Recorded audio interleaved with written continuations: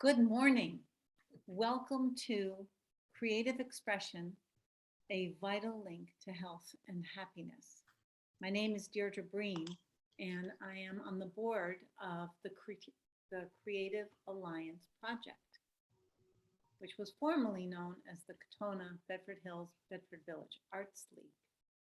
And this morning, we are going to be part one of a two-part workshop that's seeking to explore what is the relationship between creative expression, health, and happiness. Is there a relationship? So we are going to get started right away. I'm going to share my screen with you.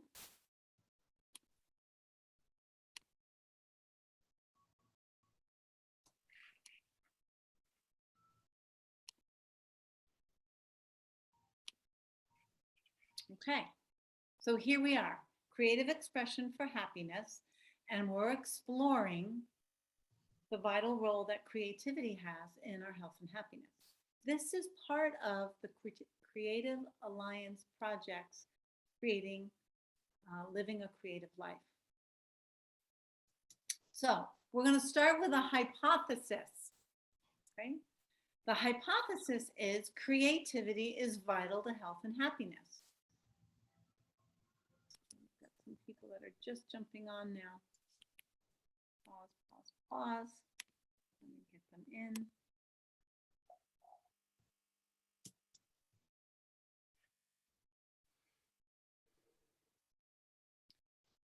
So as I had suspected, the mix-up between the start time on Zoom and the start time on the flyer may have people rolling in now at 10:30, which is the time that the Zoom link suggested. Okay. Hello, Deborah. Welcome. And you can all you can keep yourselves muted.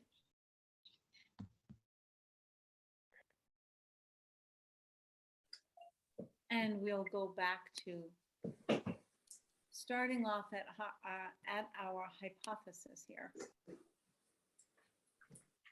So the hypothesis is that creativity is vital to health and happiness. What we're going to do to kind of break out that hypothesis is first we need to define creativity. And we're going to define that together. I'm going to get us started, but I mean, we can go to Webster, but let's be creative and see how do we define creativity for ourselves and what is it? And then we're going to look into conditions for creative expression. What are those? What are the conditions that support creative expression?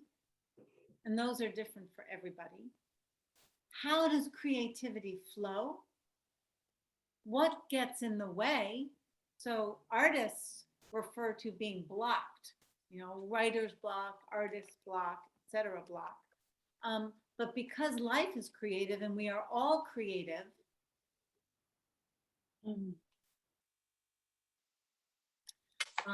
creativity gets blocked in all of us all the time. It's actually a part of life itself. So when we are blocked creatively, it's not our fault. We didn't do anything wrong. It's natural. Okay, our body expresses it, our mind expresses it, nature expresses it. So we need to kind of back off of judging when we feel blocked that it's our fault and something's wrong. It may be uncomfortable, we may not even be aware of it, but this is a part of what we're going to be doing. How does it flow? What gets in the way? What happens when creative expression is blocked? And then how to allow for it, how to release it. So that's the process that we're going to be going through. At any time, if you have questions, I'd like you to unmute yourself and speak up, because as I do this with the recording and the PowerPoint, I can only see a couple of people down my right side screen. I don't know what you're seeing.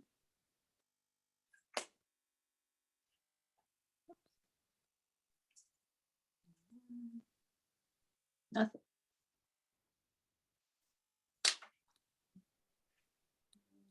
Advance to the next one.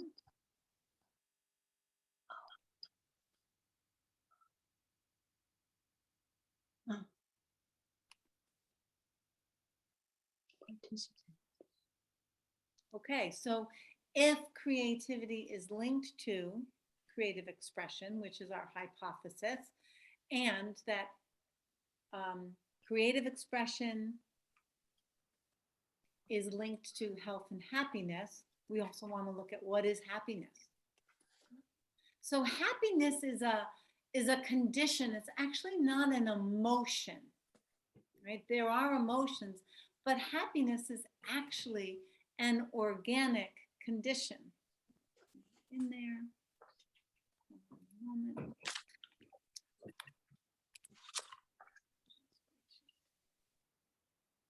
Challenge with this. Nope. Nope. Nope. Nope. Nope. Gotta stop sharing.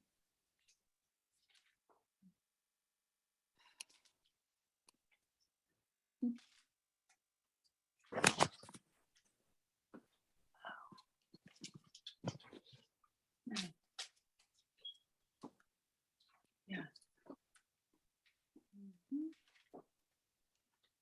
Oh my goodness.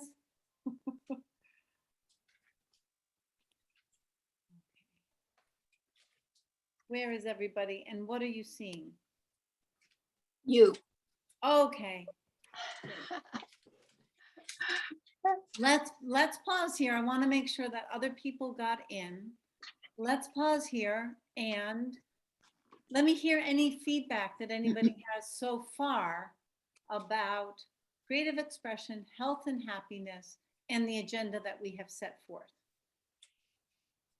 I have a thought. I Yeah. think creativity is self-expression. It's not anybody else's. It's your inner self being expressed. Yeah. Who agrees? Just give a raise of your hand. It's not something that we're good at being ourselves or not good at being ourselves. We either are ourselves or we are blocking ourselves from knowing ourselves. And there's lots of reasons why, and none of it is our fault. Oops. Connie, are you on both in two ways? Oh, am I? Yeah. Oh, maybe I'll try to sign in the other one. I'm gonna. Okay.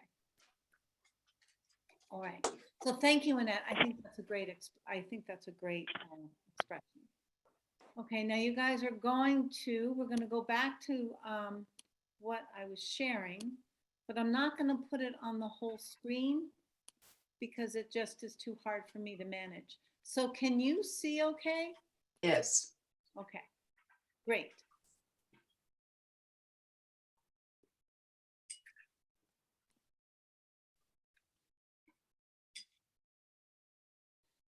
So this is where I want to go to. In your sign up, many of you had sent in questions that you would like to be addressed today. So I called it questions from the field. One is, how do we move between creative fields? I find that a wonderful question, a really interesting question. And I want to, if the person who's asked this question is on, we can look into what do we mean by creative fields? Is that creative expressions? How do I move from the role of being teacher to the role of being daughter, to the role of being mother, to the role of being Deirdre?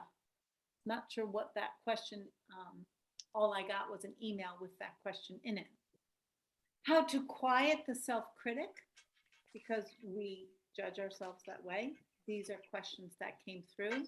Is it a good idea or a bad idea to ask other people their opinion? And with judgment, what about judgment of what we're creating? So I want to ask here, does anybody have any questions, other questions that they would like to add on to that list? Mm-mm. It's good. Yes, I have some extension to the first question is, so to move between creative fields, is it a good thing or a bad thing? Mm-hmm. Because sometimes you have like a little bit of everything, little bit of drawing, little bit of singing, little bit of playing music, and little bit of doing things in a creative way, but you don't do all the things, or you cannot get the power or energy to focus in one thing. So is it a healthy thing to keep moving from thing to another thing? Well, Muna, you and I have an ongoing dialogue about this very question, and it depends on the individual. It depends on their mind state and how stable they are. If moving from one thing to the other generates chaos, some chaos is good, but if it's a constant, if it's a condition of life and living that things are chaotic because we just slip and slide and there's no boundary, then that's going to be a huge drain on the creative life force. Think of a stream that's seeking to advance, move forward, and it just keeps splitting off in lots of different areas. Okay. And that also is not a bad thing. It depends on the individual. What is it they want to be creating, and are they successful in that? Or is the splitting and dispersing of the creative expression harming them or not?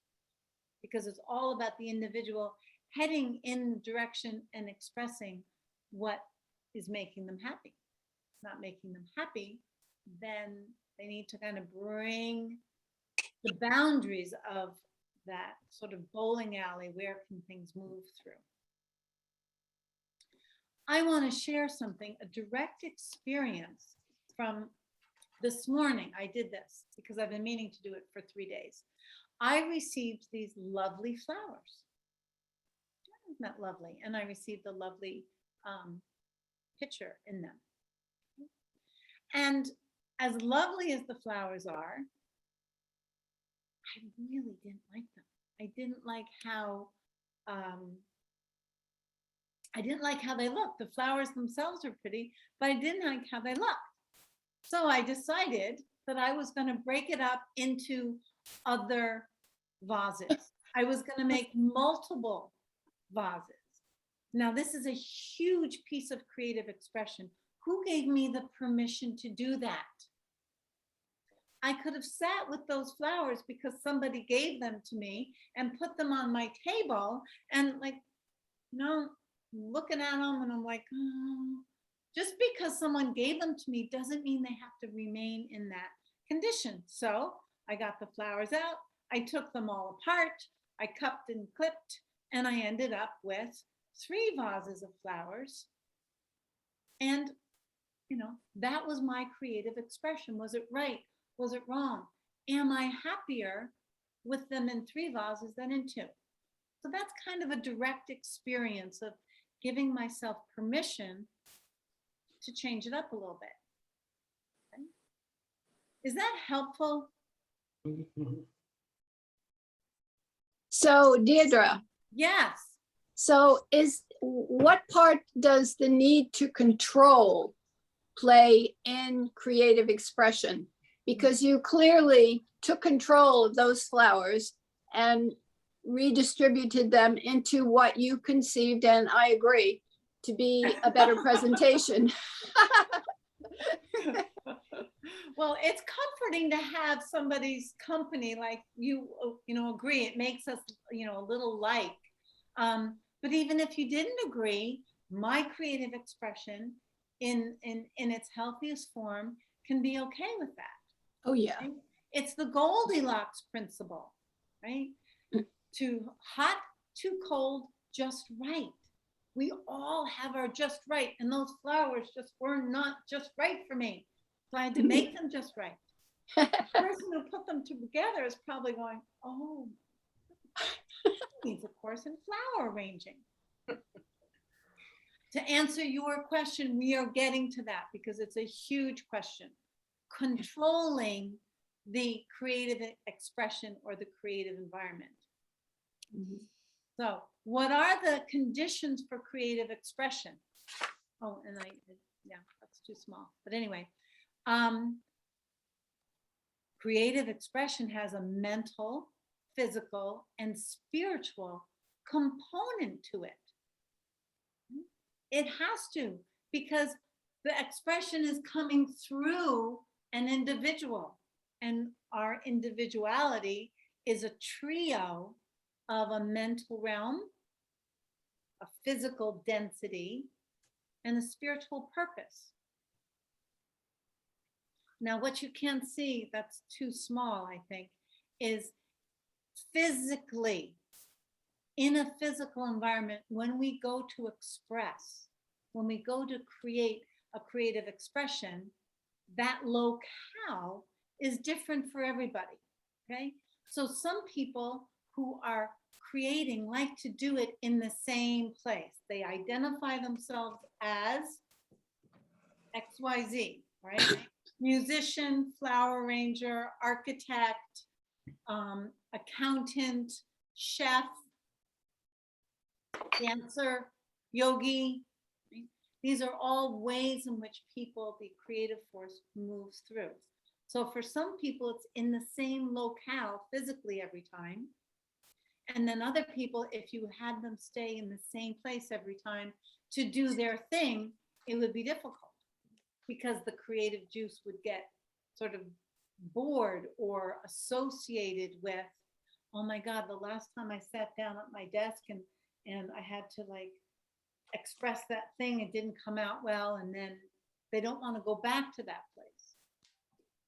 So where the physical expression occurs is individualized, and it's okay if it changes form and shape. However, if you're a pianist, well, you're going to be expressing creatively in the same locale where the piano is. And there can be multiple pianos, but if you're an athlete, you're going to be expressing on the same field or court.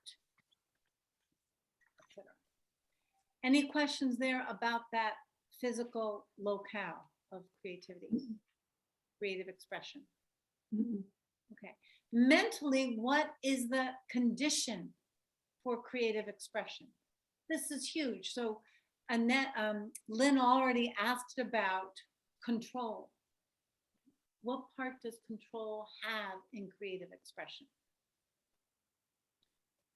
Well, there needs to be, for creative expression, some permission. Like the permission I gave myself to rearrange the flowers. Mentally, I also have a whole belief system inside of me. Am I creative or not? You know, when I was a child, and up until 3 years ago, I wasn't creative. Someone needs to mute themselves, I think.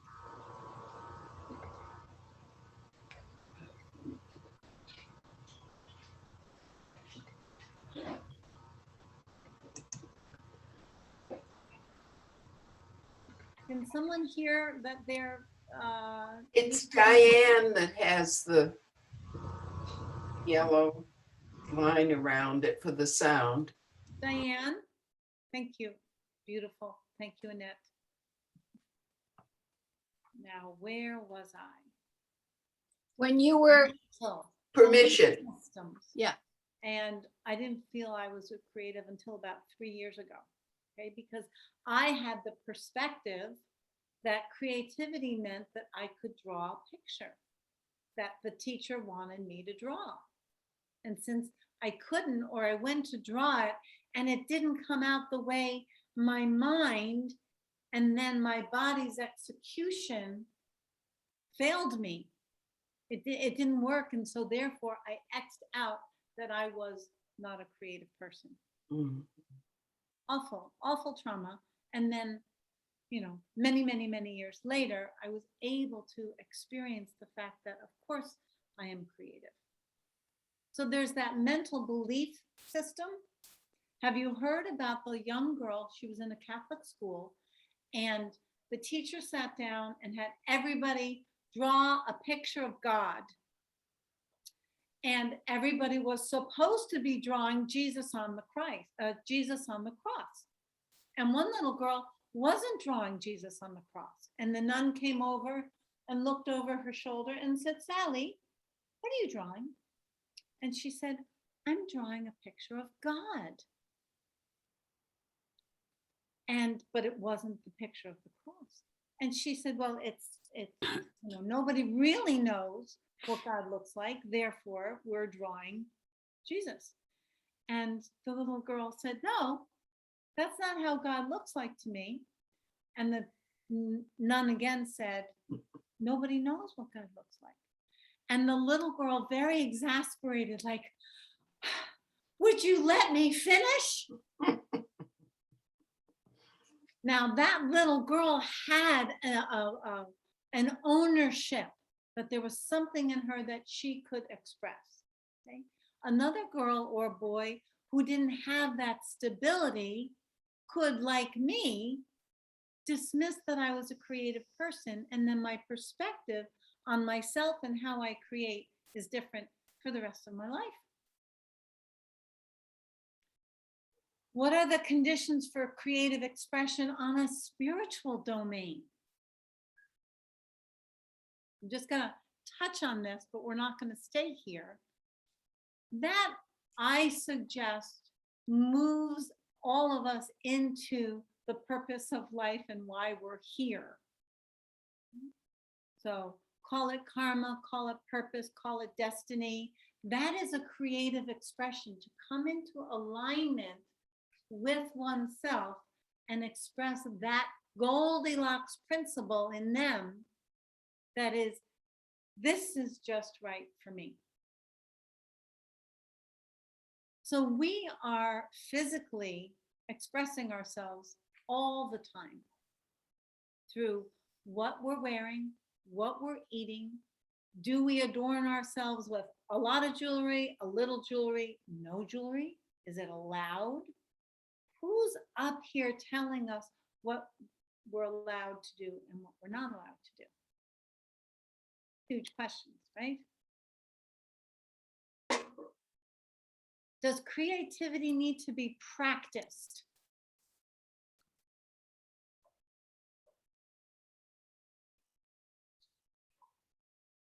I'm just giving that a moment to land.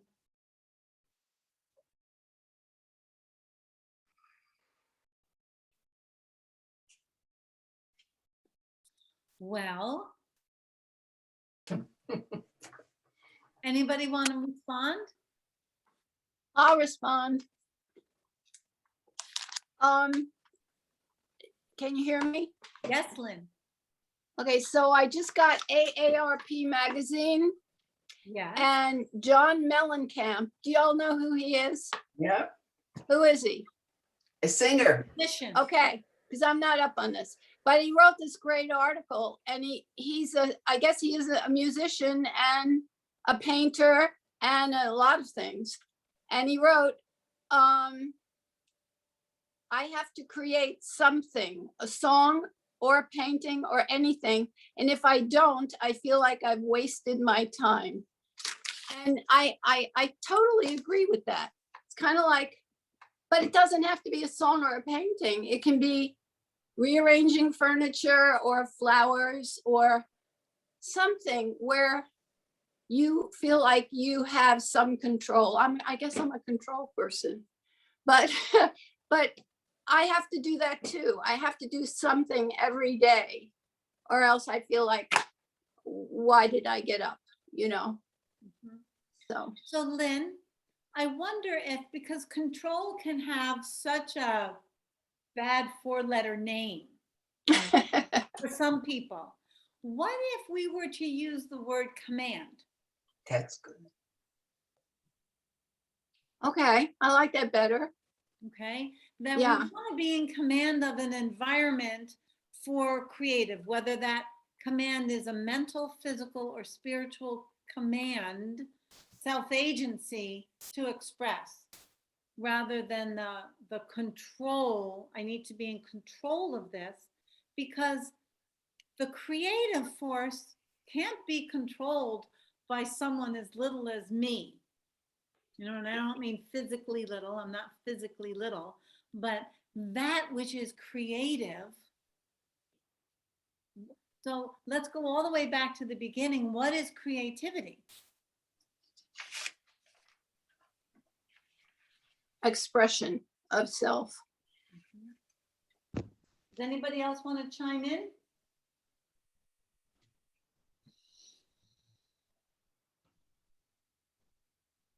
Okay, I'm going to run with this one.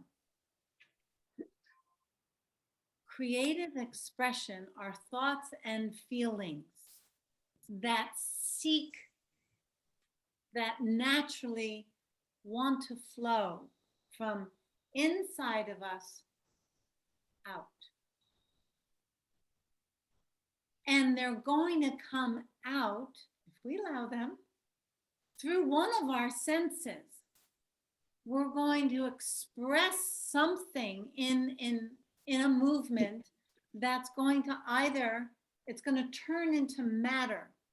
A creative expression gets translated into matter. Matter, something that can be seen, heard, smelt, felt, or touched. Okay? A creative expression is a thought and a feeling that seeks to move from within, because if something is a creative expression and it remains in my mind and in my body and never sees the light of day, so to speak, it's suppressed. Mm-hmm. Doesn't mean, and sometimes within ourselves, it just needs to be acknowledged. Okay, I have that thought, I have that feeling, I accept myself as I am.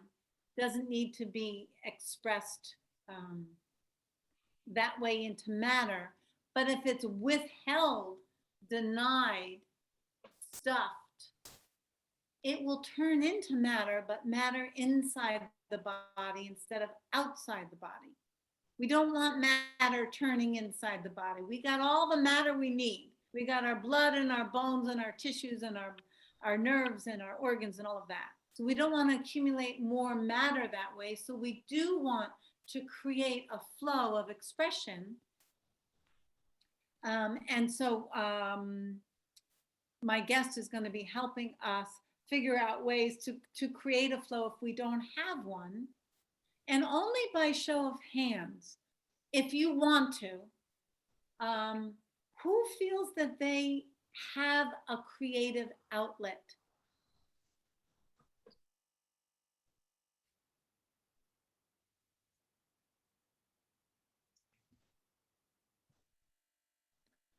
Deirdre, So, sorry, Monica, what do you mean by outlet?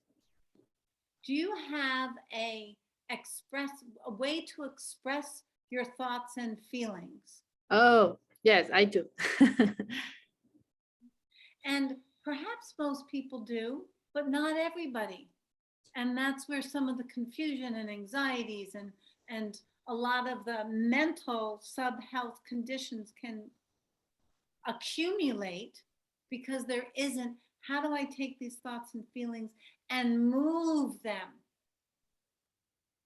So we have this current of life force in our blood, in our heart, in our lungs. It continues. We get impressions from the outside world, and the mind is constantly interpreting, deciphering, integrating, rejecting what we're exposed to.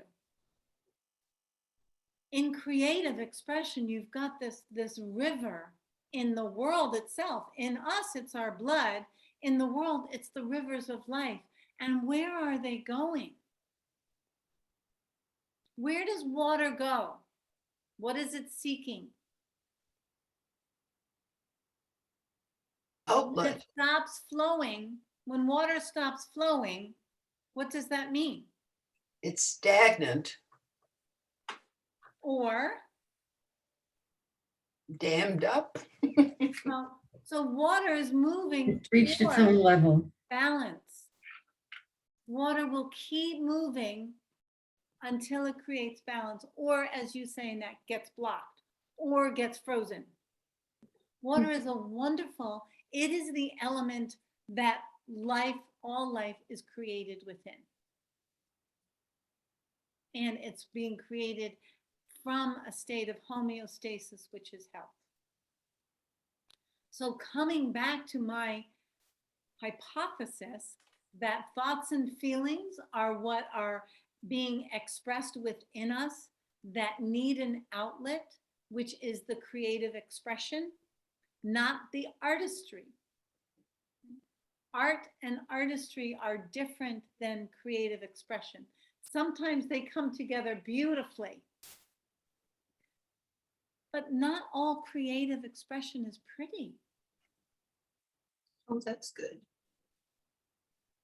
Right? Just because it's a creative expression doesn't mean that it's pretty. However, we often don't express that which is not pretty. And where does it stay? Where does an ugly thought stay? Yes. Where really uncomfortable feelings stay? Inside. Inside. And then they become matter inside.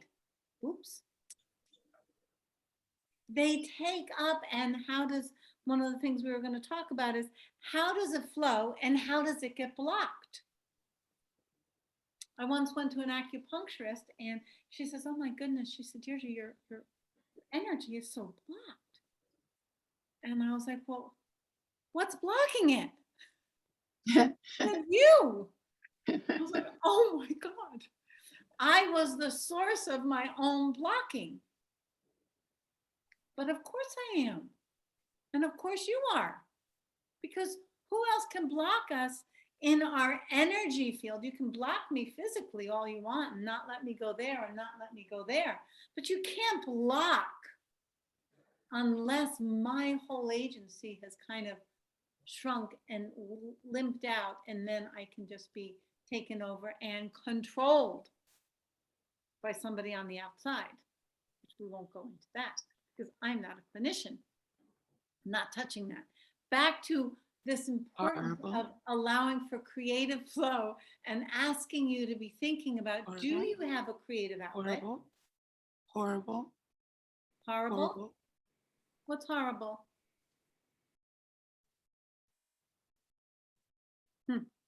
Okay. I'm going to take a moment, have a sip of water, collect myself. So some of us started at 10 because there was confusion. Some of us joined in at 10:30, and those that joined in at 10:30 are expecting to go to noon. Hopefully we can, this is going to be dynamic enough and exciting enough that you can do that, because I have a very special guest who I want to give a full 20 to 30 minutes of activity, because she has a way to help us, whether you consider yourself creative or not. After my encouragement that unless we find a creative outlet, some of the less pretty things, and we think that life has to be pretty, that's what Facebook and Instagram are all about, right? Creative expression has to look good, but it doesn't, right? And we need to allow that to happen in order to be healthy. And then where is happiness in there? I said I was going to take a sip of water and collect myself. So anybody else, if you have some water or you want to ask a question or scribble some thoughts, let's just take a pause.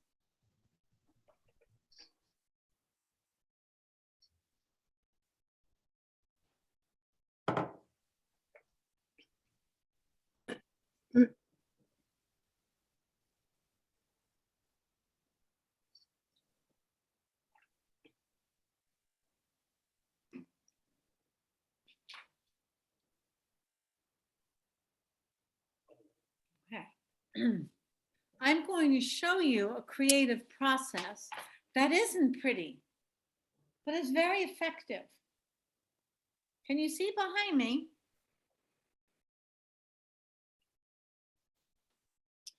So it wasn't until I allowed myself not to have to write on a small piece of paper to express my thoughts, because I always felt so confined. And these thoughts move through me and I need space. My condition for creativity is to have space to stand up, to move around, and to throw my ideas out on paper. That's my creative process. And then I can go and I can look at it and I can do my best to wrangle it in and deliver it, because my creative expression is ideas and sharing ideas. And what gets in the way for me is if I don't have the time and I don't have the space to do that.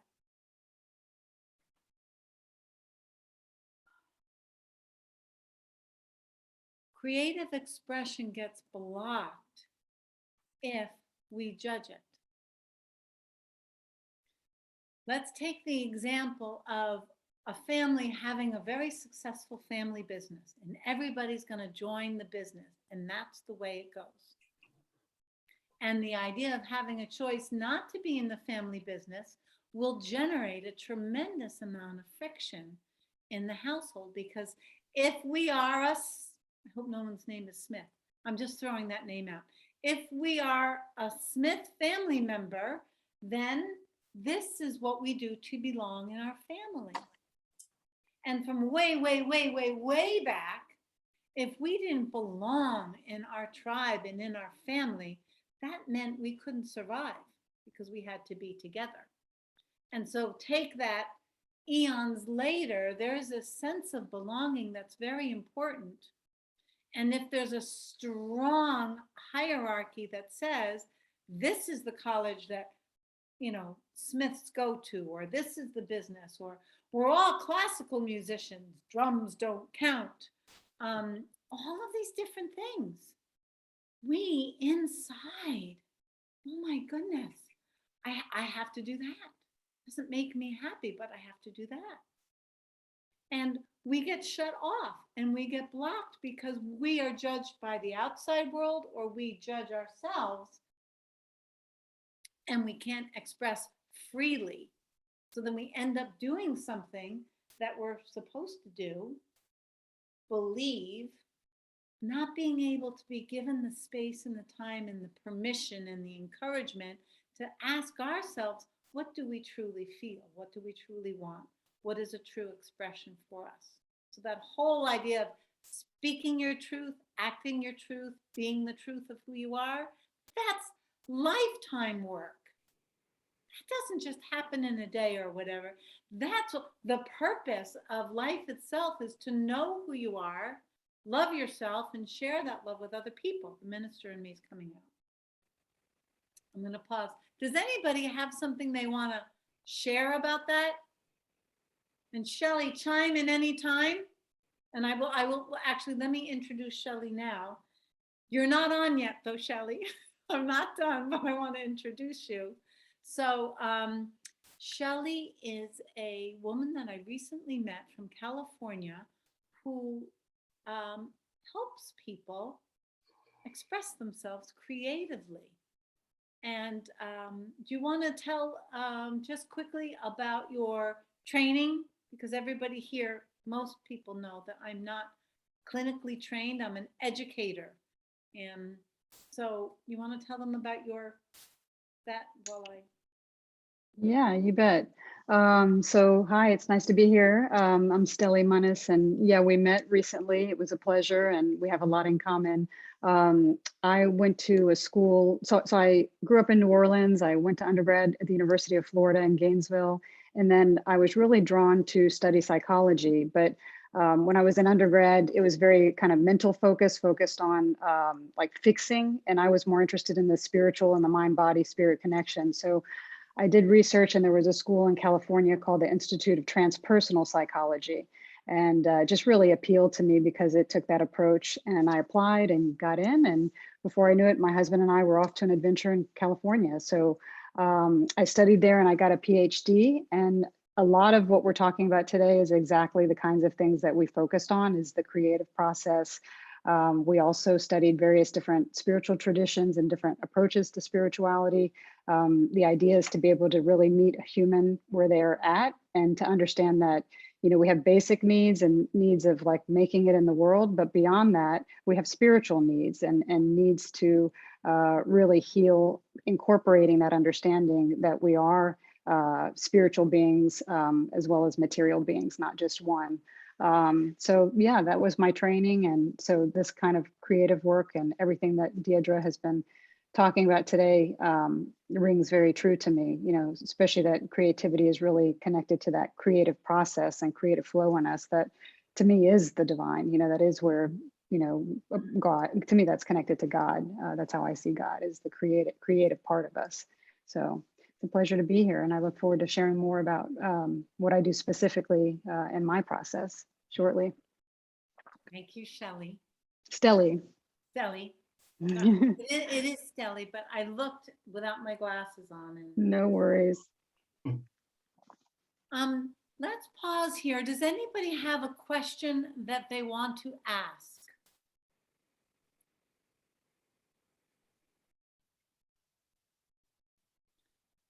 One of the questions that came up was, is it a good idea to ask people their permission? What do we do about the inner critic? How do we create an environment for creative expression to flow freely? And what I want to say about that, linking thoughts and feelings as being the creative flow, right? Thoughts move, the mind moves. Feelings hopefully move and don't get stuck and stored. There's an outlet. But creative expression doesn't have to be public, right? That's what journaling can be about. That's what spending time quietly in your own way, taking a walk and enjoying nature and feeling your aliveness and feeling that you are part of something greater than just you in your little world, these very, very little worlds in here. These can be very little or way too big. So in that creative expression, creating an environment where you can allow yourself to find your just right, to express your thoughts and feelings. Doesn't have to be public, but find a way to get that which is inside of you out of you. Remember, we don't want it to stay inside, and when it feels good, joy and happiness, you can't contain it, right? The face opens up and the body wants to move and the voice wants to move. That is a natural. The spine just kind of lifts up.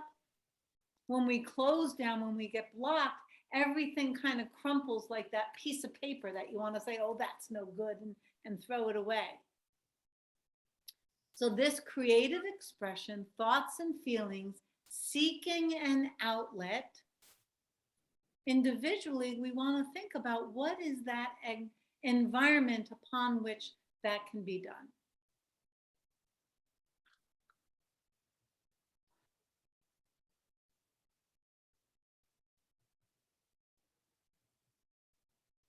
Earlier, I said, does creative expression need to be practiced? So I have a wonderful story about that. When my son was 4, he saw a picture of a boy that was about 10 holding a violin. And he pointed, he says, I'm going to play that. I want to play that. And so I asked the school, what did it take for a 4-year-old to learn the violin? And I heard it and I was like, there's no way that I can't provide that for him. But he kept at it. He kept at it. Half a year later, he's like, Mommy, when am I getting my violin? So I get him the violin. I decide, okay, this kid wants to play the violin. I have to allow that expression. He picks up the violin and he screeches it. And the look on his face broke my heart, and it broke his heart, because he had heard what the violin sounds like. But the sound he made was not nice. And he dropped it and he got upset and he walked away. And I said, oh, Daniel, Anyway, he played violin all the way up through his high school years. He was, very, very expressed in the violin. Anybody who performs, acts, competes in sports, expression, to know what it is. I want to move my body. I want to make music. I want to do this thing. Well, you're not going to be great at it in the beginning. And if you judge yourself like Daniel did, he could have just thrown that down and walked away and thought, I can't do that. Well, of course you can't do that. It's not whether you're good at something. And that's what blocks creative expression, that judgment. But what if you just, I play the cello. Well, no, I abuse the cello, actually. No. But when my children were both playing music, I decided, and I was going to play the cello, and I always want to play the cello. Same thing happened to me that happened to Daniel. But I just kept practicing and practicing, and I play by myself. I don't want anybody to hear me. It's not for anybody else. It's this feeling inside that gives me a sense of truth, of authenticity. And that's where creative expression and health and happiness all come together. I'd like to make one more point before I turn it over to Stelly. I'm just looking at all of my notes to make sure I covered everything that I wanted to say for today.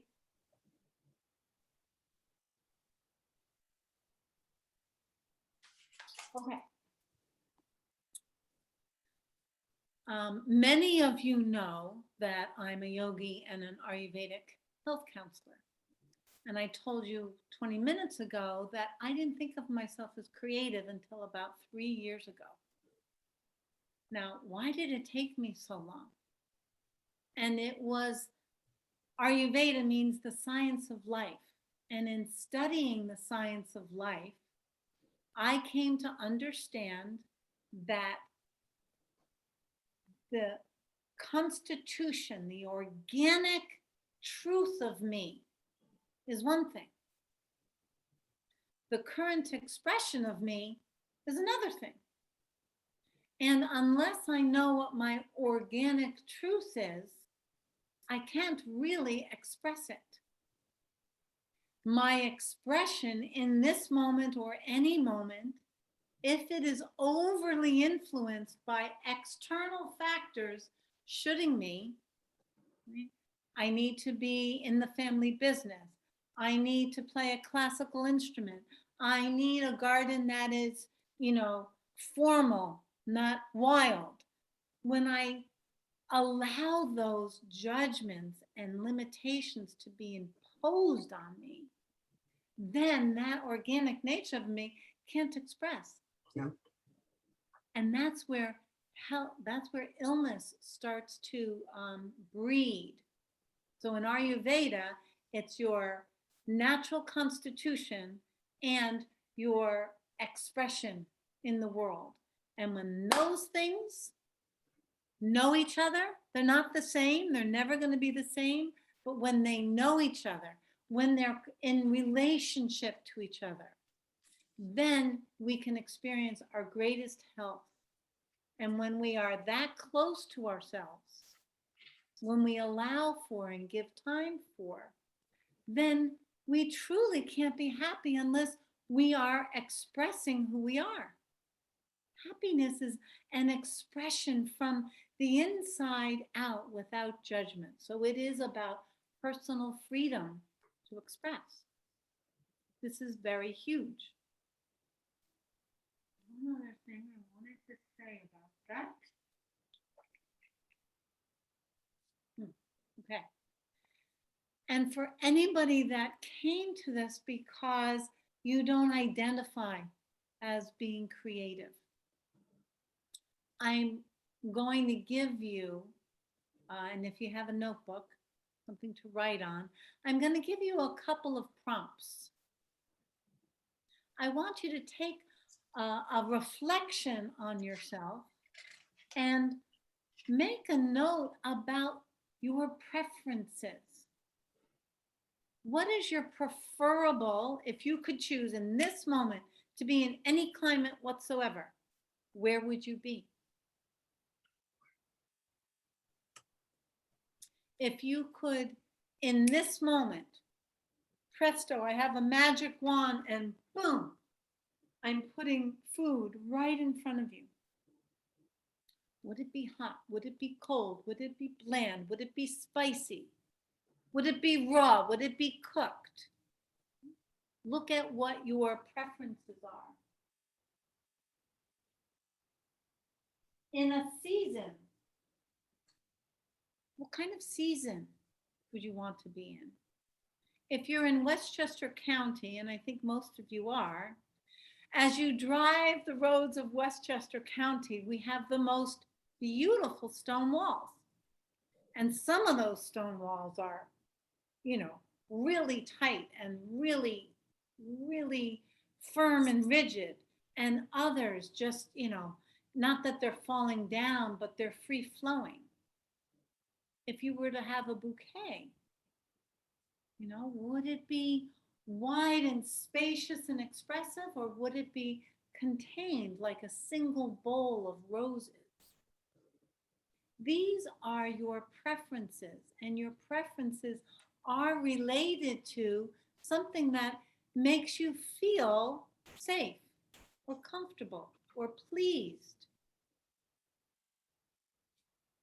And that's the last thing I want to say before I turn it over to Stelly, is that you have the right to be comforted and pleased and create an environment physically, mentally, spiritually, where you can feel at ease. You deserve that. That's what you're here for. Discover what it is and then have the courage to create it.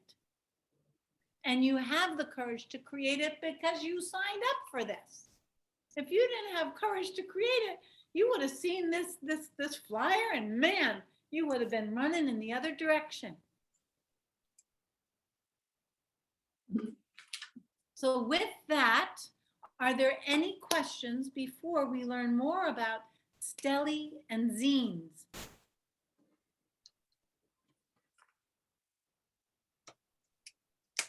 Okay, Stelly, you're on. All right. Okay. Can you make me a co-host or let me share my screen? I think I did. Yeah, no, it's not showing up on my end yet Okay, hold on. because I can't share my screen. All right, 1 second. I have some slides for you all so I can go through what zines are, because it's a kind of a new concept for a lot of people. And it's like the word magazine, Z-I-N-E is how you pronounce it. And so I'll talk about how I discovered them and why they're so cool. And what they have to do with personal expression. Exactly. All right. Okay, so hopefully everyone can see now. So yeah, they definitely are a part of the creative process and expression. And so basically what they are is they're handmade booklets, like little books, and I'll show you some examples. And what is unique about them is that they're very edgy, cut and paste, like the more rough looking, the better. So the idea is not to make it perfect, but rather to have it be an expression of how you're feeling in the moment or what you're thinking.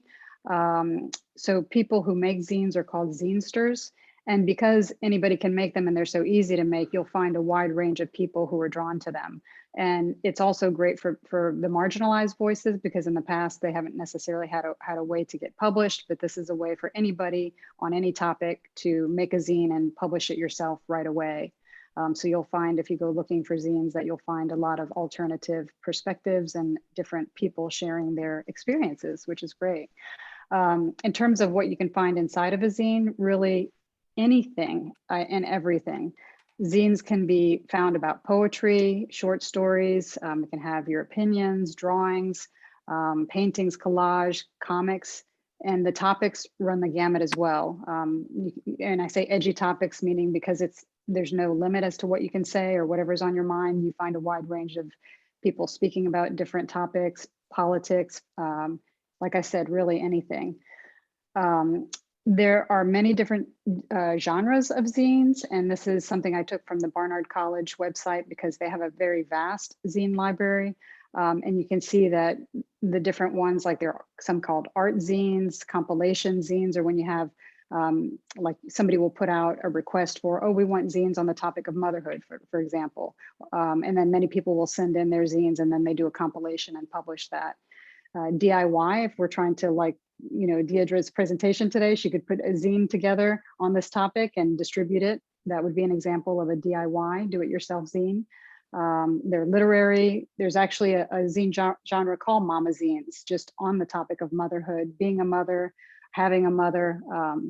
Comics, perzines are my favorite because they're personal. They're people's stories about themselves and their lives, kind of like memoir. If you like to read memoir as books or autobiographical books, perzines are similar in the zine categories. And then politics, and then split zines are when two or more people are combined to create a zine on any topic. Those are called split zines. So anyone can be a zinester. Again, that's why I'm drawn to it. It can, you know, I do zines with my grandmother who's in her mid 90s, to my friends and her children who are like 5 or 6 years old. So really it's something you can do with your friends and family, and it doesn't matter your age or your capability in terms of artistic wise. When I first discovered zines, I was amazed to find that there's a huge movement around the world, not just in the US, but these are zine festivals. These pictures happen to be in the US. The one in the upper left is in Los Angeles, bottom right is San Francisco, and then I think there's Portland and Denver represented here. And so people basically set up tables and they just put their zines out, you know, and they photocopy them, make many copies and sell them or trade them. And so you walk around and you just find ones that resonate and you get to talk to the people who created them. And it's a very lively, fun atmosphere. And a little bit about the organization that I founded, because when I first started the organization, I had many different types of creativity workshops and everybody kept being drawn to the zines. So it made me end up like really focusing on that. And I find that that's a really good first start at working with different organizations or groups of people, including school children, is that they're really drawn to the whole idea of making a zine. And so, like I mentioned earlier, you know, we do this for the purpose of personal growth, empowerment, transformation, healing. We do have a studio in Portola Valley, California, and an exhibit space for people to put their work up. Zine library and reading room. And then we sell merchandise like Today I Feel Emotion card decks. We sell zines, poetry, memoir, and pretty soon we'll have some coloring books made by women. So just a little bit about what we do. And I just wanted to share, you know, like from people's experiences attending workshop, how it's transformative for them. So I did one workshop with a group of women of color, and this woman, Tammy, said, you know, it's just good to be around other women of color who just get it, her experience. The zine was a deeply healing process for me. I didn't think I realized what a deep pain of rejection I had been carrying. So telling my story out loud, reclaiming my identidad, and the moment of silence was therapeutic and transformative. So that was a really great feedback that I got from her. And then the same thing with high school students. You know, this young woman said, I feel like as a teenager in high school, no one ever really takes the time to ask me how I feel or how I view myself. And so this workshop made me really think about how I see myself and what my strengths are. So with the kids, we all often focus on the topic of identity and who are you and what are your superpowers, that kind of topic. And then in corporate America, this one woman said, I'm amazed at how a simple art project opened up colleagues to talk about fairly emotional issues linked to both work and life transitions. I think they were kind of surprised at how much people actually shared from a very deep place. But what's interesting is you don't start out asking them to go deep. You just ask them to explore a question privately in their own space. You let them know, at the end, you're going to be invited to share, but you don't have to. This is totally for you. But then when it comes time to share, people get pretty brave. And when one person shares, and you find that more and more people do. So it's really a very transformative process that ends up happening after people create together. This is just a shot of our zine library in Portola Valley and a few people enjoying the space that we have. It's small, but it's growing our collection all the time. And making zines is easy. All you need is a sheet of paper, pens, markers, or colored pencils, scissors. If you want to do more, you certainly can. You can have photographs, cutouts from magazines, like collage kind of materials, glue sticks, stickers. So it's really up to you or each person what you put into your zine. But when I do the workshops, I just tell people, hey, bring a sheet of paper, bring a pen or pencil, and scissors. You just have to make one cut with your scissors. And if they don't have scissors, you can even just do it with a tear, and we make a little mini zine. So it's super simple. And then the other thing I wanted to show you, because what you saw earlier were very artsy zines, but you do not have to be an artist. You can just have words in your zine. You can just have poetry or, a rant. It doesn't matter. So the fact that a lot of them are artistic and more creative is just because a lot of artists tend to be drawn to zine making. But I just wanted you to understand that, like Deirdre had those lists on her wall. It almost looks like you've got some zines there that you're creating, Deirdre. And then the last thing that I wanted to talk about is just my personal zines and my creative process. These are just a few of my examples. So I'll stop sharing. That was my last slide. So basically, when I was younger, I was making a few zines and I didn't realize that they were zines. Like I was into making little like family yearbooks with my cousin where we'd photocopy pictures of our family and write little cute things and turn them into little booklets and give them to our family. Later, when I was a little bit older, I made a comic book about me and my husband and our adventures.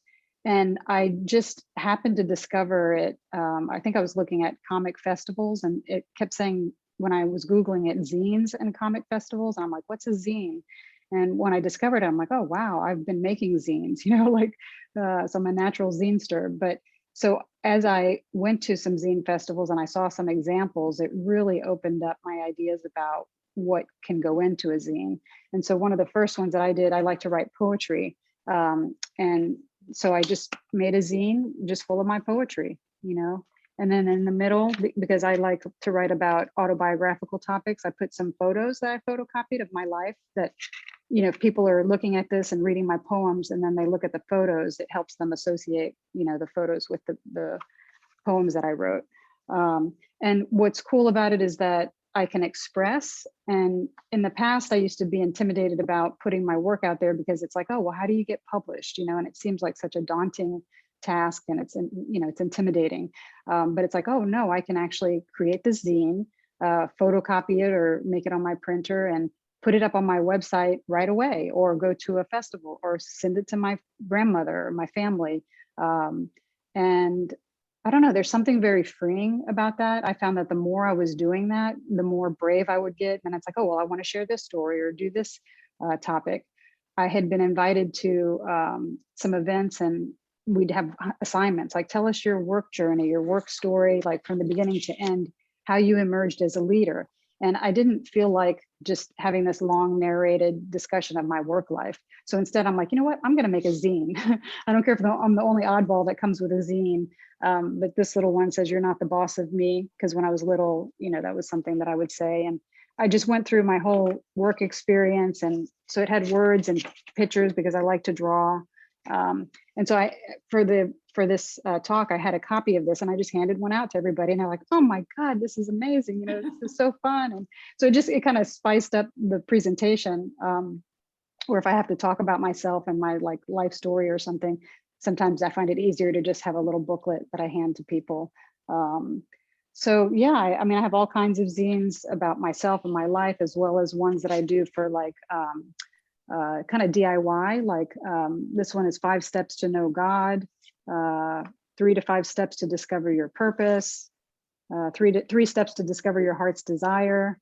So it sounds kind of like funny to say, oh, it's just 3 steps, but that's kind of the fun, is to be a little cheeky and to say, hey, for me, it's pretty basic. It boils down to these few things. And even though it's basic, for me, it's very profound. And so I try to make my content very accessible and very fun, even when it has to do with these really deep, big topics.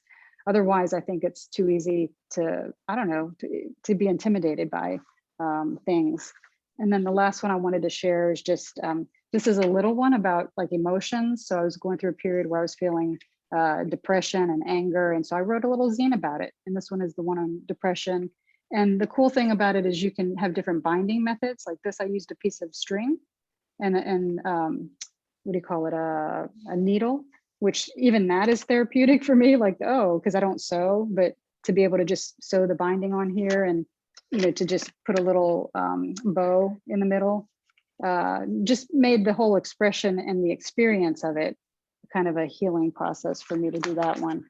And then here's the one that I did on anger. So this one, because anger, I think of red. So I made the thread red, and depression is like blue when you're feeling blue or sad. So I made that one blue.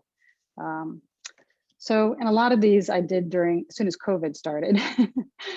So that's when I had a lot of like emotions and a lot of time to just really be at home and sit and think. And so that's when I have a huge output of creative expression during that time.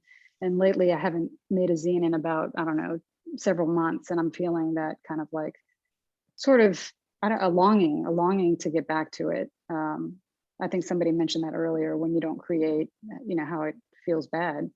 I forget who that was. I think Lynn, I think that was you saying, it's important to do something each day, even if it's not art or whatever. It can be, like Deirdre said this morning, organizing her flowers or rearranging her flowers.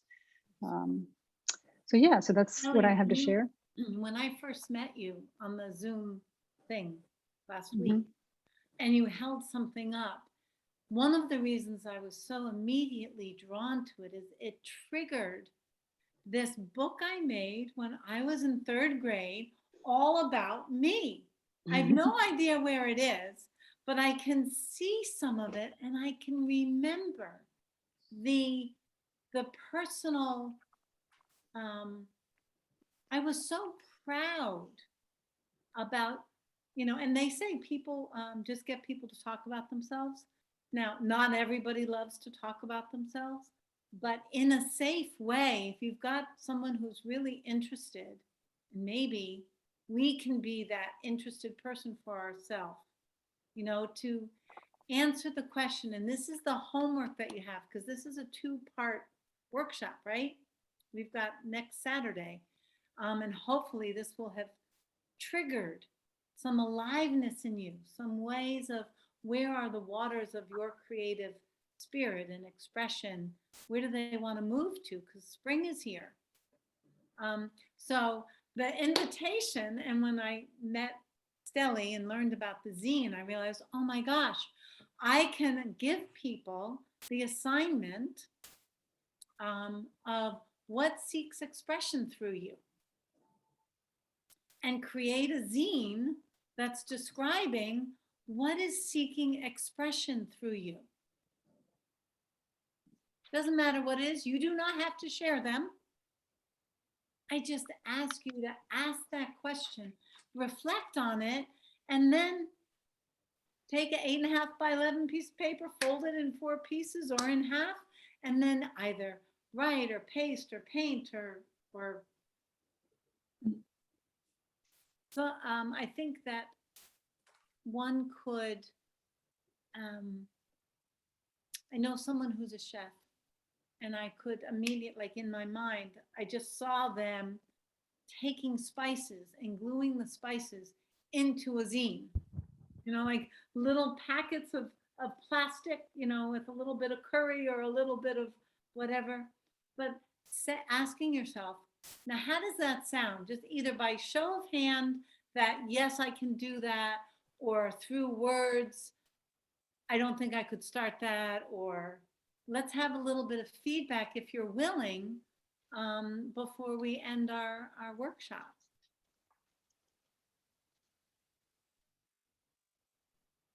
Yeah, Monica. Have one. Oh, Monica, Monica's giving us a thumbs up. Yes. Good. Sharon? yes. I made a zine this morning with my grandson because he had a birthday party to go to. My daughter called me and said, make a card. So that was my first instinct, to get a piece of construction paper, fold it in half, and I'm going to ask him what he wants to put on it. He can't draw, I can. But I did the best I could, and we made a card. And inside, he made a happy face, whatever, with Benjamin. He wrote his name out. And it's a zine. It's a greeting card. Mm. It And I reminds think, me of all of my kids, like Mother's Day or right. Valentine's, how that expression and how they make those cards.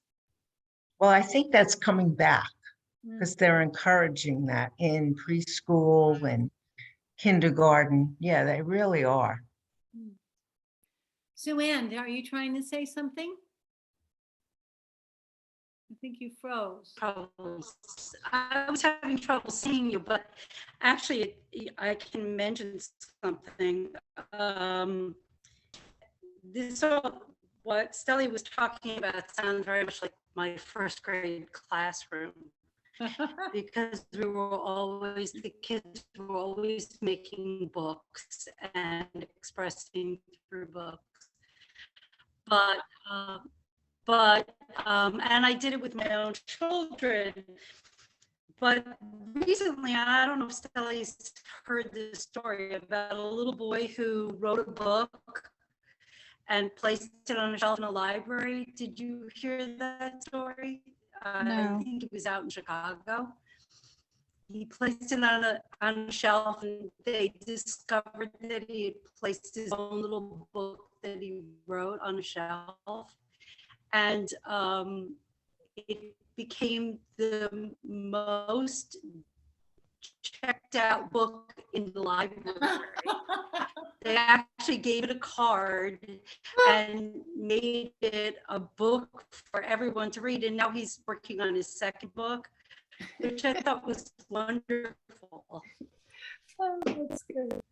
That was his little zine. But I was thinking, zines would be a great, having zine would be a great kind of club to have in a library.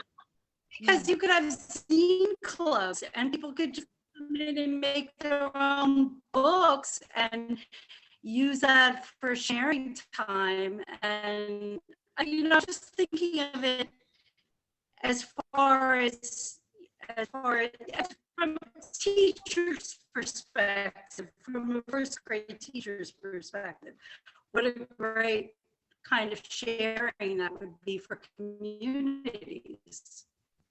Sue Ann, you're sounding a little like Darth Vader. I'm not sure what's going on with your sound, but I think we got your message. And what I would like to do is just review where we started, what we've done, and then, you can write in the chat. It also made me think a little bit about the definition of creativity. So while we were on, you were talking, Deirdre, I looked up the word creative, and I realized that we sort of send a message to children that the creative arts are only. Sue Ann, write it in a chat box because your voice is not coming through. I think she's gone. No, she's still talking. Yeah. So I don't know what's happened for you, Sue Ann. Could be the weather. Yeah. We're having a storm here. So let's just quickly review where we started, what our hypothesis was, And if there's any particular thing that you want to reflect on, either write it down, send it to me, the dosha coach at Gmail, speak it out now. But what we started with was creativity is vital to health and happiness. That's the hypothesis, right? And there's lots of research out there already that is proving it, actually. But that's what we're talking about. And that's why we are looking into creative expression. To live a creative life would therefore mean to live a healthy and happy life. So we're defining creativity, and we started off with creative expression and thoughts and feelings that are within us that seek to be expressed outward, because life is the giving and receiving, that pulse of life. What are the conditions for creative expression? We all have our own individual conditions, and they change, right? They change, and we need to allow for and ask ourselves, what is the condition and environment in which I will feel safe and inspired to express in? That may be private, that may be group. How does the creative force flow? So we have these 5 senses, and the creative force seeks, not only do we receive inward the external world through our 5 senses, but within us, we can express outwardly as well. What's getting in the way? Control, judgment, lack of permission. And we need to all write ourselves that pink permission slip. I have the right to be self-expressed. Doesn't have to be public. Nobody has to agree. What happens when it gets blocked? Ultimately, unhappiness and sub-health conditions, because we're here to express, to love ourselves, be loved by others, share love. How can we allow the expression? We did not get to that today. We're going to be visiting that next week. Your homework is to ask yourself, what seeks expression through you? Right? Just identify it. Is it a thought? Is it a feeling? Is it movement?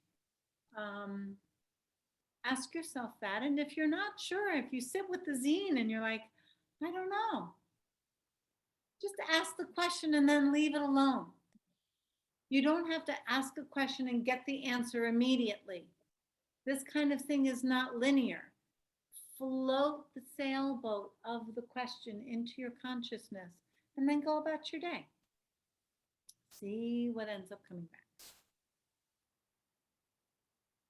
And then we will see you next weekend. Everybody here, we are going to start at 10:30.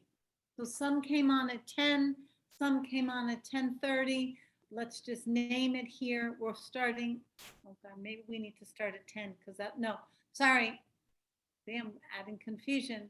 We're starting at 10 because that's the Facebook, that's the website, the flyer says 10 o'clock.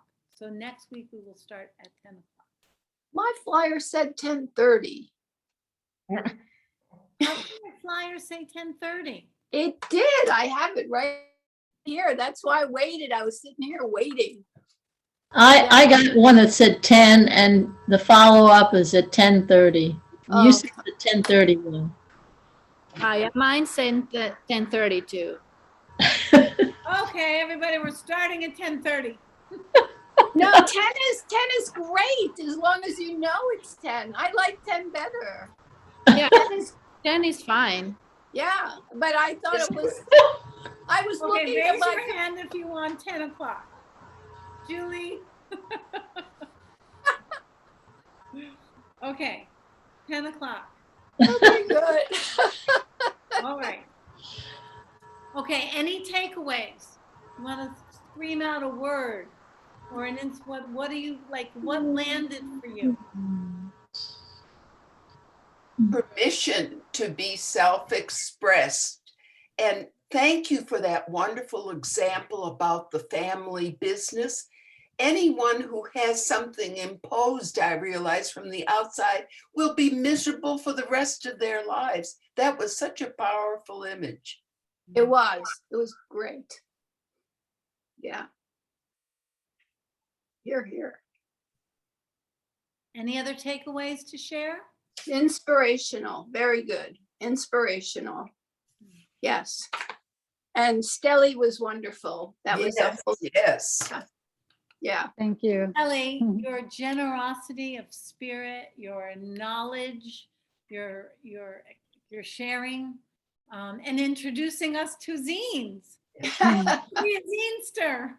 All right. You're welcome. It was a pleasure. Thank you. Thank you.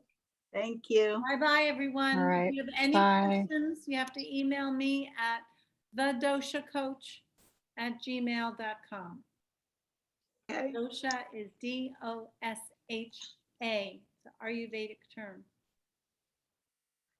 Thank you. And Stelly, do you want to remind people how, if they wanted to reach out to you, red sulfur, is it? Sure. I can put it in the chat if that's helpful. Sure. So it's stelly.munnis at red sulfur, redsulphur.org. I just put it in the chat, or you can go to www.redsulphur.org. Okay, so I put both in the chat. Great. All right. Everybody, thank you so much for sharing your Saturday morning with us.